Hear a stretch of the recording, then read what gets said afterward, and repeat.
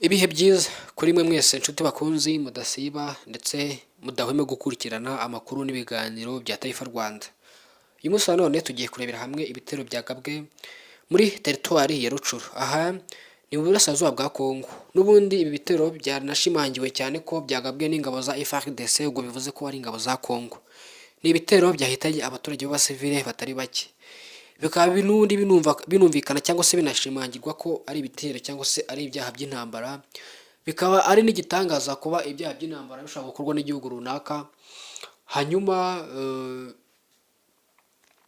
igihugu nyagihugu cyemewe n'amategeko n'imiryango mpuzamahanga ntibigire habwa agaciro ngo abantu bahabwe ubutabera, ababuze ubuzima bwabo, ababuriye ibintu byabo muri iki gitero.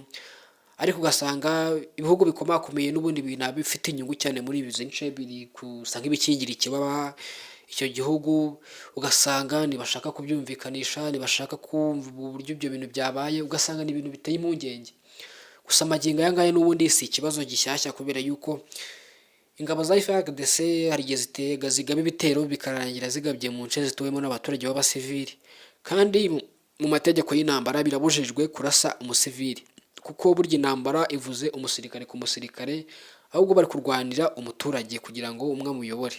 Niyo mpamvu rero rimwe na rimwe mu ntambara bihisanga haguyemo abasivili batandukanye bashobora no kuhaburira ubuzima bamwe na bamwe. Bikaba biri no mu bintu binateye impungenge cyane ku baturage bo muri aka gace, cyane cyane abaturiye n'ubundi ince zitandukanye zituwe n'abantu benshi cyangwa se zirimo ubucucike.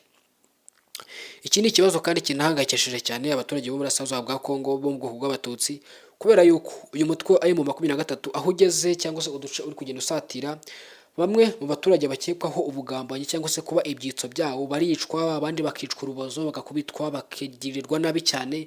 Biri no mu bintu n'ubundi binateye impungenge cyane ku baturage batuye muri aka gace, bikanatera impungenge ihuriro rya Alliance Fleuve Congo n'ubundi riberera inyungu cyangwa se rigomeza guharanira uburenganzira bw'abatutsi aho bava bakagera mu Burasirazuba bwa Kongo.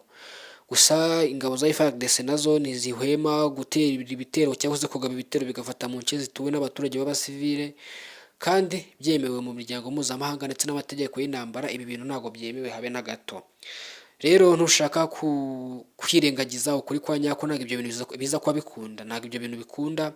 Birasaba rero gushyira agapira hasi ukemera ibyaha, abasirikare bakarwana umusirikare ku musirikare. Ngira ngo iyo umusirikare yishe undi ntabwo ari icyaha. Ni ibintu nyine biri dove biri aho ngaho, kuko mwese mwarize mufite ibyangombwa bibahuza, ariko umusivili w'inzara akarengane yaje kubigwamo, ni ikibazo gikomeye cyane. Setu ni ibintu byumvikana.